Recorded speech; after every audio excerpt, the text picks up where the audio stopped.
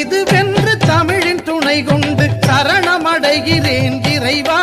யானை தலையை அலங்கரிக்கும் தலைவா. தருணம் இதுவென்று தமிழின் துணை கொண்டு சரணமடைகிறேன் இறைவா.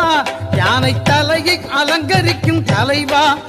உன் கருணை அருள்மழையில் தினமும் நனையும் விதம் இனிய வரம் எனக்கு தருவாய்.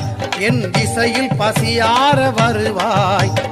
3 தமிழ் வாங்க 4 பொருள் தந்து 5 கரத்தனை துதித்தாள். அவ்வை ஆனை முகத்தனை அழைத்தாள். அந்த 6 முகத்தின் அண்ணன் பதத்தினை 7 பிறவியிலும் தொழுவோம்.